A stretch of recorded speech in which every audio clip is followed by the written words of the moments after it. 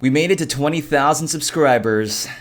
Well, let's get started. What is good, YouTube? It's that one camera guy back at it again with another video for you. This is more of a discussion and talking and celebratory video, I guess. So if it's not your cup of tea, just jump to another video. And I usually have new stuff every other day or so. So just come back again the next day and I'll have a new video for you. But I am going to answer the title question is, what is my favorite camera or my favorite Sony E-mount camera? Go ahead and jump to this part of the video and you will find the answer to that right away. But if you just kind of want to listen in, I'm going to talk about my thoughts on the 20,000 subscriber milestone that we reached, and also the plans that I have for the channel, and again answering the question of what is my favorite Sony E-mount camera so far in the year 2017. Alright, so first of all, again, thank you to everybody, viewers, subscribers, everyone that's supporting the work that I do, that watch the videos, that give it a thumbs up, that share with their friends, that leave a comment. All those little things help and add up on these actual videos. You might not think it does, but it definitely does help get the video out there and promotes it even more, getting more viewers and bringing in new people to my channel. So I really do greatly appreciate that. And just having this platform and this ability to do what I do is just a really great feeling. I know it sounds kind of strange, but just having this ability to communicate and talk with all of you is really, really good. Also, big shout out to everyone that's always on our live streams, that are always there. I've always wanted to do a podcast, not let alone a live podcast. I don't know, it's been like 7 years ago, 8 years ago, I wanted to do one, but I just didn't have the will for it or the right setup for it. And the fact that I'm able to do one now, it's just kind of interesting. You know, it's one of those things where it was kind of a dream of mine, and now it's kind of a reality. You know, I do that daily Monday live podcast with Jason Vong, and so that itself is really great. And for those of you who are the usuals that go there, thank you again so much. Some plans and things I'm working on in the future, really hoping to try and see if we can get some sponsors and do some giveaways in the future. We're not at that point yet, but trying to build those relationships with those companies is really important on my end. So I am trying to work towards that for the future. So hopefully that will pan out. So 20,000 subscribers, it's a big number, right?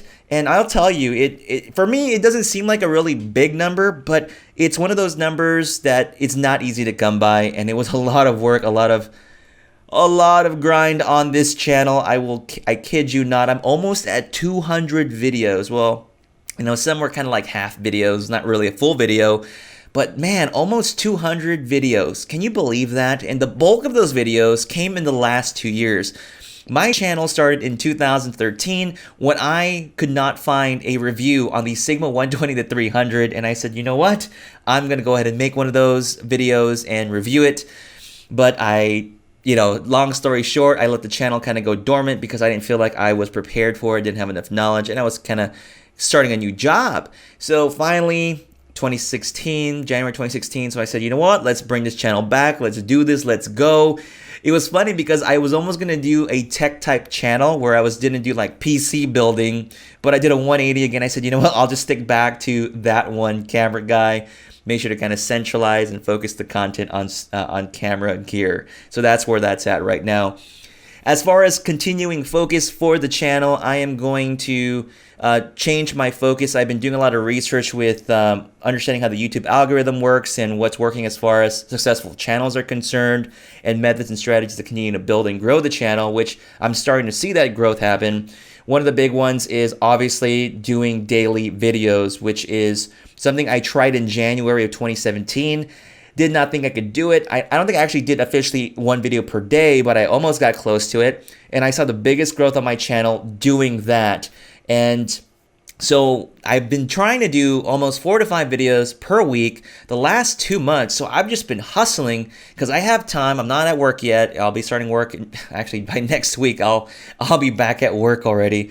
So hopefully things don't slow down too much. But anyway, that's a situation with it. Definitely challenging, but it's very worth doing. And the biggest challenge of doing so many videos per week is just making sure it has some value to it, especially to the viewers. Sometimes you just kind of get lazy, like this video here, so you just make it in the hopes that it will get some views. So Again, really thankful for that. Also, in terms of just honing in on the channel, I'm focusing more on Sony Mirrorless. So I do apologize for my other viewers that may not use Sony Mirrorless gear. I may incorporate some here or there as a comparison and take a look at it in that respects. But some tips and advice that I've been given is to really hone in and focus and take ownership of a segment of this particular area or genre and just own that Sony mirrorless arena. Maybe, you've heard the phrase jack of all trades, master of none. Well, you might as well just be a master of one subject area and be really good at it, or learn it as much as possible.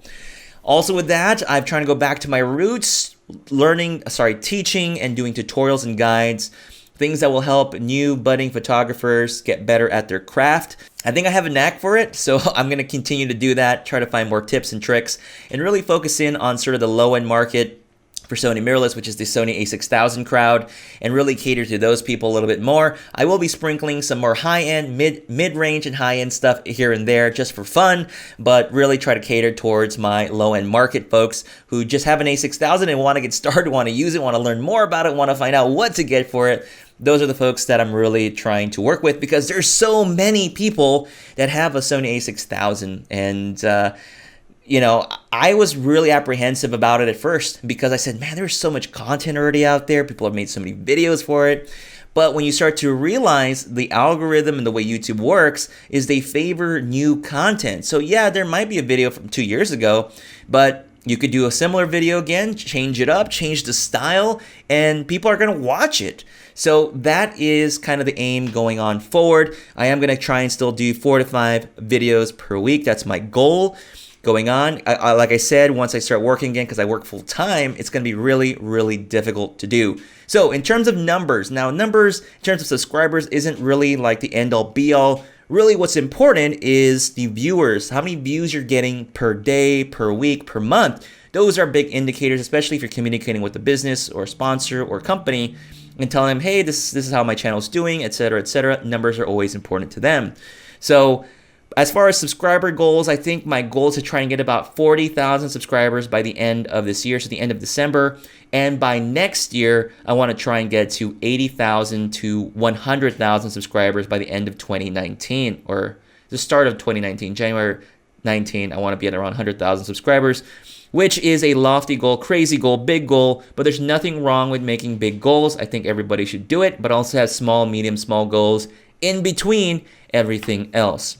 If you have any questions about YouTube, starting a YouTube channel, or anything like that, leave a comment or question in the comment section below, and I can go ahead and respond to them on my Sunday episode where I take questions and answer them for you guys, for those of you who are interested in wanting to do something related to YouTube. Now let me go ahead and answer the question about what is my favorite Sony mirrorless camera. Now I'm going to be very, very biased on this.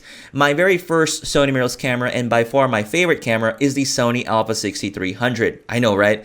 But the funny thing is, it fell from my top favorite mirrorless camera because it was dwindling in terms of its performance. I was dealing with the overheating problem. Oh God, not this again. Yeah, I was dealing with that, and it was frustrating. And when the 6500 came out, I was frustrated with it because, hey, I just got 2 6300s, right? And the 6500 came out. You know that story.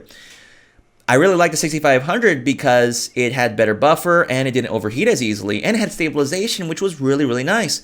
But there's just something of a soft spot for me with the Alpha 6300 because that was the first mirrorless system camera that I used to learn and to improve my knowledge about this particular system.